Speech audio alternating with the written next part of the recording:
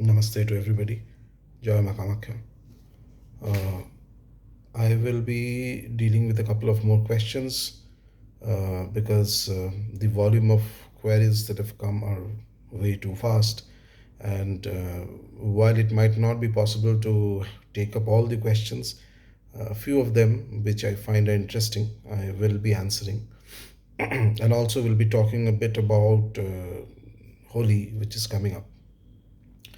So the first question that somebody sent me was with respect to japa. So should the japa be done loudly or in what manner? The simplest way to go about doing the japa when you are in anusthanam and otherwise as well is move your lips so that only you can hear the sound of the mantra. Anybody else who's nearby to you cannot hear it. That's the first easiest thumb rule to follow. So far as manasika japa is concerned, entirely mentally doing the japa would be very tough for most people at the initial stages. Uh, Even if you can do it a few number of times, continuing for a very vast volume of mantra japa would be extremely difficult. It will require a certain degree of progress and a certain amount of shakti inside your mind and body before you are successfully able to do a completely manasika japa of a mantra for a large volume of count. So the easiest way out, from which is what most people do, is that you make sure that there's no harm in a movement of lips, but ensure that it is only heard by you. If there's somebody else in the same room close by, that individual should not be able to hear it. That is so far as japa is concerned. The second question was with respect to dhyan. So when you are doing, whether you are doing an anusthanam or whether you are normally doing japa of a devata upasana, so you can keep a photo of the deity.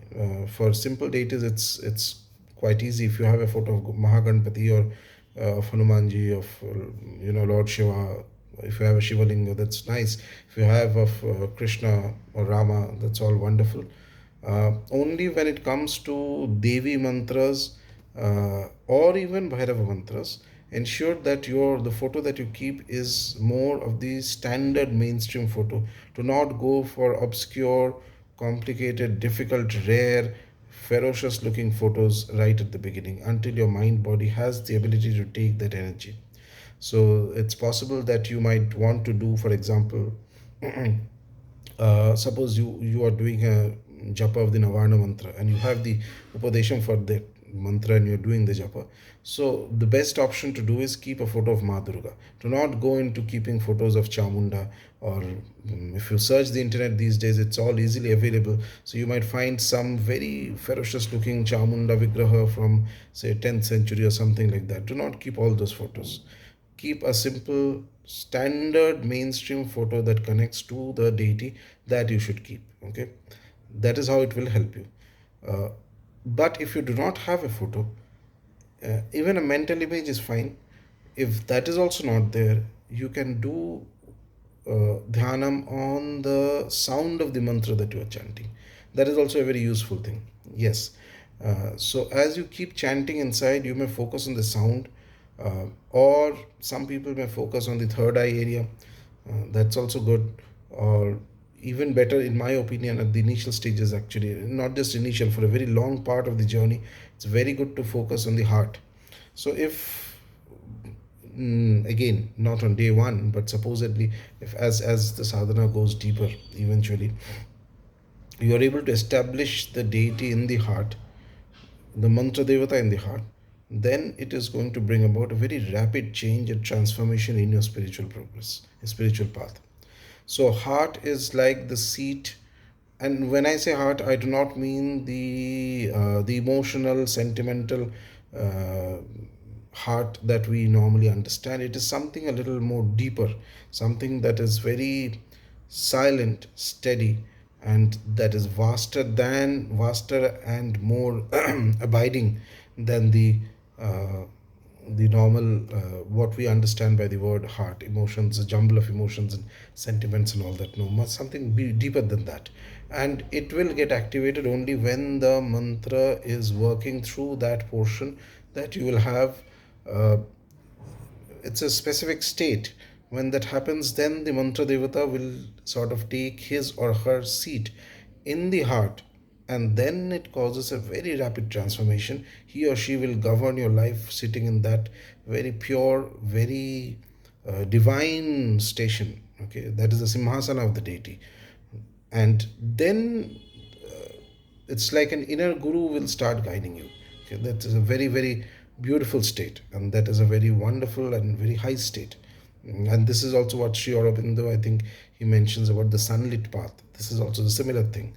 But here, what you need to do is focus on the deity, on establishing the devata in the heart through meditation along with the japa. Important thing is the japa or the parayana that you are doing, the stotra that you are reciting, or the ashtottara nama that you are reading, uh, that will eventually unlock the power of the deity, who will then be seated in your heart. So that is how it has to function. And remember this thing, whenever you are doing a parayana or whenever you are doing an anusthanam specifically, the primary focus has to be on the count. Okay, so you have decided that you will do 21 rounds of, say, Hanuman Chalisa, or 54 rounds of a specific stotra, or so many malas, 11 malas of a mantra, or something like that, whatever you have decided. The most important thing is you have to keep the count. You have to follow, okay, I have to do this many amount of this, that many amount of that. This is the most important fundamental step. Whether you have full concentration throughout the period or not is secondary. Do not focus on the concentration initially. Concentration will follow automatically once the tattvas in the mind and body get slightly rearranged by the anugraha of the deity you are worshipping. So the important thing is, do normal sadhana, along with it do anushtanams, along with it do multiple anushtanams, and finally, most importantly, every 6 months to a year, try and visit a powerful kshetra of the deity. So if it's Ganpati you are worshipping, try and find a powerful Ganpati temple, maybe the Ashtavinayaks or some other Ganpati. So many Ganpati temples are there. Go there, spend some time, stay for 3 days, 4 days there, and do the sadhana there. Or if it is a Devi Mandir, then you find a Devi Kshetram. If it's a Shiva temple, you go to a Shiva temple. Like this, whatever deity you are worshipping, accordingly, you go to that specific place and you spend 2 3 days there and you do the sadhana. Now, a question might come in that what is the use of anushtanams? The primary use of doing an anushthan is to build your connection to the deity at a much stronger level.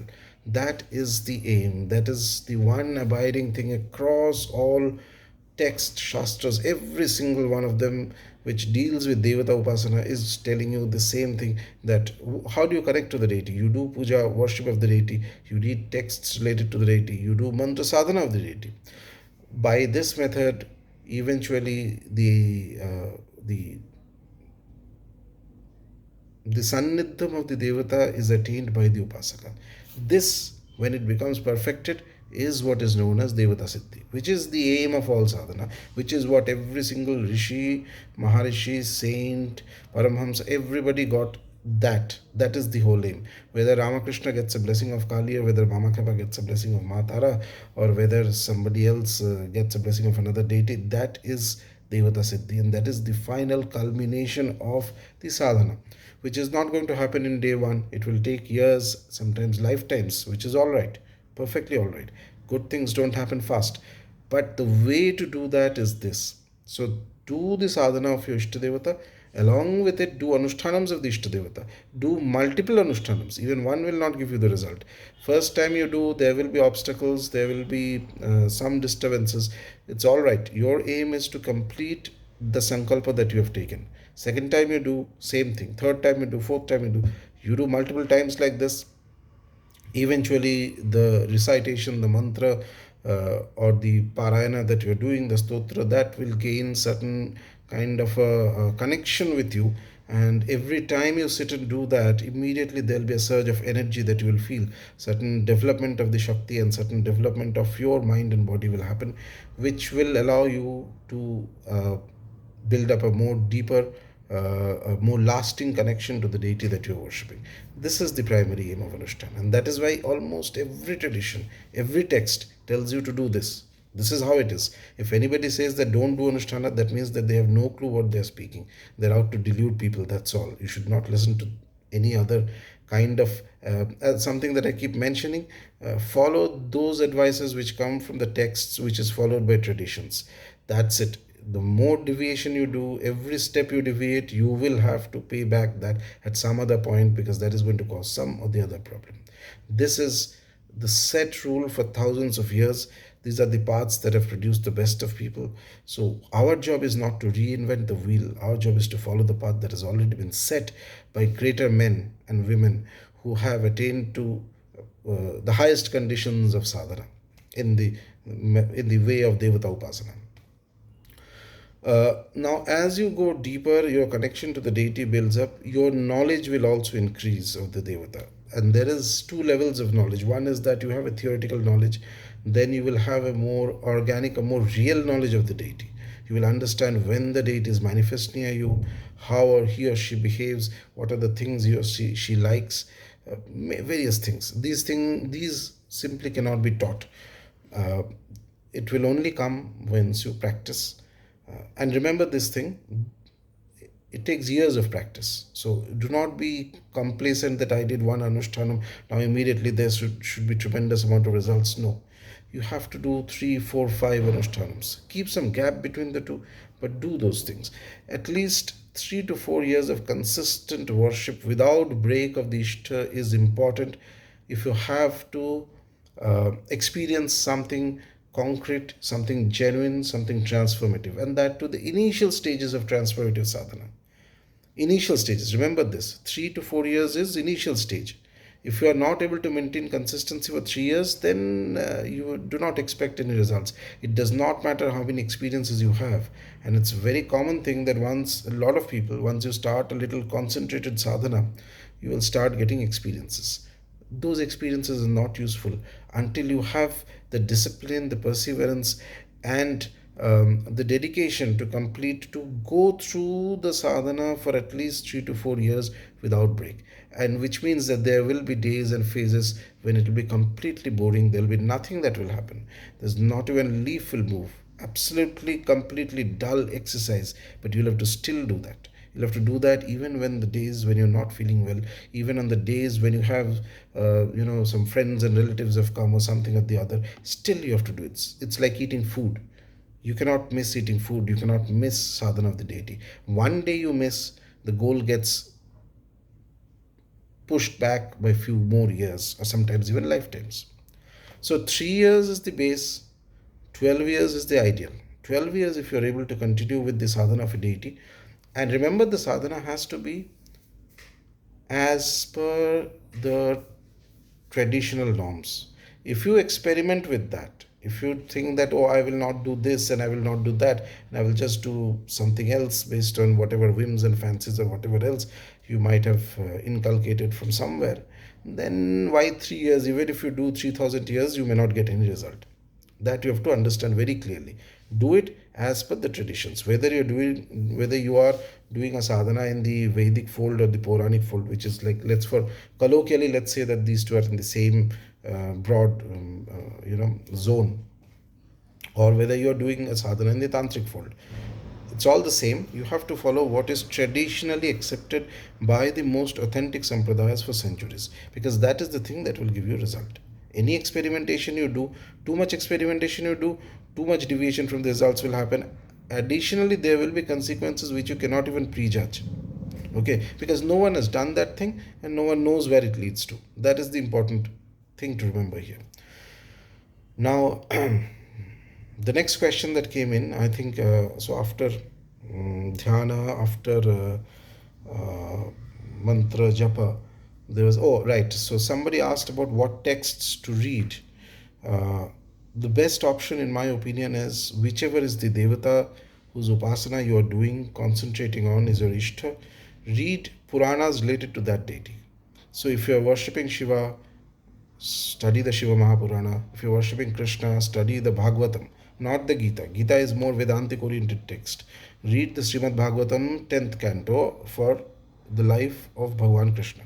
If you have to read, if it is Shiva that you're worshipping, Shiva Mahapurana. Even for Bhairava, Shiva Mahapurana. For Devi, you can read the Devi Bhagavatam. So like this. Or if you are into more robust kind of tantra oriented Devi Upasana, you can read the Kalika Puran, you can read the other. But if you go directly into reading the tantras initially, you may or may not be able to completely digest that. And most importantly, because the tantras structurally are very different from the Puranas, there will be a lot of information related to practical sadhanas mentioned. You should not attempt those unless you have somebody to consult, a guru or a mentor or a guide who can tell you whether this is appropriate for you or not. So do not randomly pick up things from the tantras and start implementing them. So in that sense, reading the Puranas are much better in my opinion. And be in no hurry. Take your time. It's like spend months reading them. And again, just like Anushtanam, read it multiple times. If you read the text two times, three, four, 5 times, slowly, along with that, carry on your practice. So it should not be that you're reading the text but you're not doing the sadhana. Then nothing is going to happen. Your primary focus is the sadhana. Along with that, you read the Purana related to the deity. Eventually, the power of the sadhana is going to bring about a change in your mind. And once that change happens, then you will be able to understand things from the texts which normal casual reading might not have given you. And that is a very enlightening experience. It's a very beautiful experience. Consider that to be a form of anugraha of the Devata.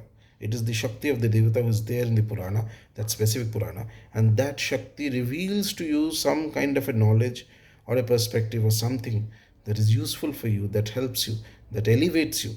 Okay, so do the sadhana along with reading the text, and reading in a very slow, steady manner, known to rush through them. It is not an exam, it is not a 100-meter race, it's like a marathon. Slow, steady. Okay, conserve your energy but carry on, don't break in the middle. uh, we are in couple of days, I think 7th or 8th is Holi. So Holi is one of the biggest festivals, as we know, but it is also one of the very important uh, time of the year, specifically the night before Holi, as well as even the night of Holi and 1 2 days before and after. But primarily the night that is before Holi is extremely potent for activating sabar mantras. So sabar mantras are those mantras which are non-Sanskrit. So they can be in Hindi, they may be in Awadhi, they may be in Bengali, they may be in Gujarati, they may be in any language for that matter. But the key thing is that it has been activated by somebody at the beginning first, and then transmitted by word of mouth from one individual who has activated this to another. uh, that is how it will work. So randomly picking up a sabar mantra from texts and doing it, because these days texts are very easily available, you can get them in the market, may not give you the result. So it has to come from somebody who has done that specific sadhana and knows how to activate that.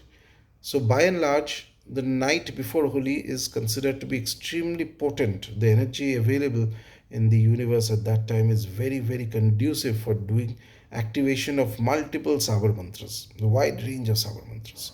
And in fact, in North, mm, especially in North, more than anywhere else, the Sabar tradition is very vibrant, and it is used widely by Nath Sampradaya yogis and Tantrapasaks who are connected to the Nath Sampradaya. These Sabar mantras very often invoke, while they can invoke a lot of different deities, but a large chunk of them, at least the ones that I have encountered, tend to invoke Bhairava, Hanuman, Ganpati, Kali, Kamakhya, sometimes the Nath yogis, etc. Okay, the way it functions is uh, having absolute faith on the guru who gives you the mantra.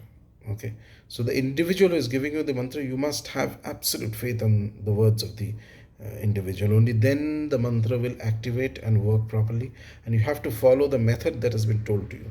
So you, again, here also you cannot try out whatever you feel like. There are certain sadhanas. These are all confined to sampradaya, specific sampradayas, and must come from the guru. But which, if an individual accomplishes them, then he or she can pretty much activate any sabar mantra. And then there are specific places in India where sabar mantra sadhana works faster than other places. So all these things are there, but they should come from a right guru to a right disciple. These are not things to be discussed in open so easily. But sabar is a very fast working system of mantra sadhana. You can attain siddhi of the mantra in even one night, or maybe just a couple of days, 10 days, 11 days, or 14, 15 days, or even max 40 days. So that is the beauty of sabar. It works very fast. It has a it has an energy encoded in it which activates the tattvas in the mantra very fast and brings you a quick result. The only thing is that you'll have to keep activating the mantra year after year, or at least in given spans of time, or else the energy, the shakti inside the mantra will start ebbing. In Sanskrit mantras, activation of the mantra takes a lot of time. Mantra siddhi will take you a lot of time. But once you attain mantra siddhi, it is going to stay for a very extraordinarily long time, and the potency of that mantra, of the wide range of applicability of the Sanskrit mantra is far vaster. But the catch is, activating takes a lot of time. It may take lifetimes of efforts, not just one lifetime, multiple lifetimes of effort, because activating the Sanskrit mantra is as good as having siddhi of the devata of the mantra. This is the whole science of mantra shastras. When you are chanting the mantra of the devata, and there is no puja without a mantra, never ever. In whole of Hindu dharma, every deity will have mantra. Whenever there is a puja, whenever even a simple whatever process you do, you have to use some of the other mantra. And when that mantra gets completely activated, that means you attain a certain communion. It's called mantra chaitanya. Your chit shakti becomes one with the mantra shakti, and it produces a tremendous effect. This is siddhi of the mantra. A lot of people have a very negative opinion of the word siddhi, but that's primarily because they are not of the path, or perhaps they don't have the spiritual cognitive ability to understand that what this thing really is. But more or less, very great upasakas, again, like Sri Aurobindo, was very categorical that neither should you run away from the siddhi, but nor is the siddhi something very bad. The reason why this term siddhi is to be understood in the context of accomplishment. When you are doing any sadhana, your aim is to accomplish something. And that accomplishment, that point of accomplishment is the siddhi. I mean, siddhi is so vital an idea in the Hindu way of worship that you will have mention of siddhis even in a text like the Hanuman Chalisa. Hmm. So there is nothing to be scared of, ashamed of, anything. Think of siddhis. Always aim, have that clarity that you are doing the upasana of the devata, so that you attain sannidhyam, you attain devata siddhi, so that the deity comes to you and is able to govern and control your life completely. And that is the way you go beyond the pashas, the chains that bind the consciousness, and make human life filled with whatever the deficiencies, ignorances, and whatever else. And you transcend that. You transcend that, and your consciousness becomes like the consciousness of the deity. That is the most beautiful part. That is the aim of the sadhana. That is the aim why you worship the Ishta Devata. Why our culture entirely is focused on worship of devatas. They will grant you that if you are capable of it, if you are competent enough for it, if you are doing the sadhana in the right way, and if you are not delusional. Delusion is another issue with a lot of people. Anyway, so coming back to the point, Holi, the night of Holi is extremely important for Sabar mantras. If there is somebody who has any Sabar mantra attained from a very authentic source, you might want to activate those mantras, and that night before Holi, work on them. Or if you already have activated, then obviously you'll know that. Then the night before Holi becomes very potent for recharging the mantra and making sure that it keeps activated, so that whenever you need it, you can deploy the mantra and quickly, at a very fast or very fine pace, it shows you the results. Uh, Personally speaking, one of the first sabar mantras that I received from one of my gurus was pertaining to was an invocation of a very fierce Vaishnava deity, uh, for the purpose of protection, especially in liminal spaces where there is a danger from entities and beings and all sorts of things.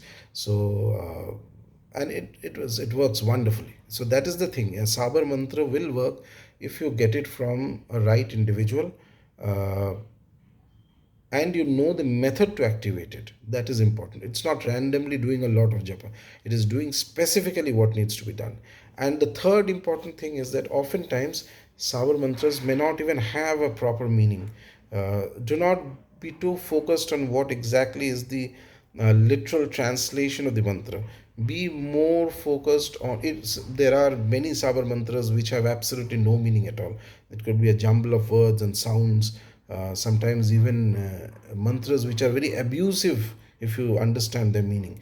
But it is not the literal meaning that is important. What is important is what does it achieve in the end?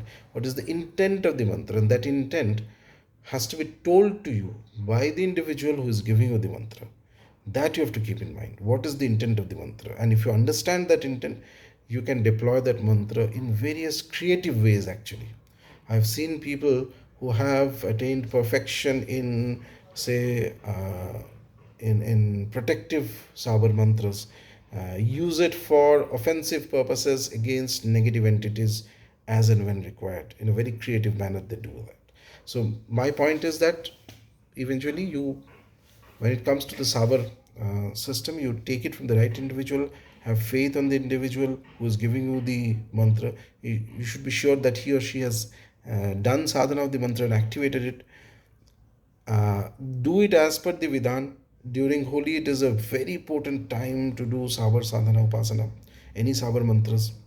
And finally, do not be too hung up about the literal meaning of the words in the mantra, because it does not work that way.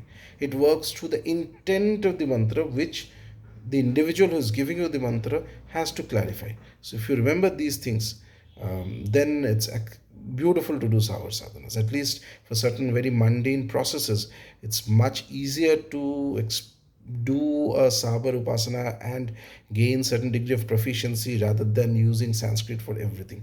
I mean, the Mula Devata, yes, it makes sense, and the Parivar Devatas and everything, etc. But for things which are more immediate, for example, you need a protection from something just right away. For those things, Sabar is very beautiful to use, very wonderful to use, because it has come from the Nath Yogis and it has an inherent power and a reality of its own. You have to see how it works to believe it. That's all for today. Uh, I'll see you again sometime next week. Jai Makamakya.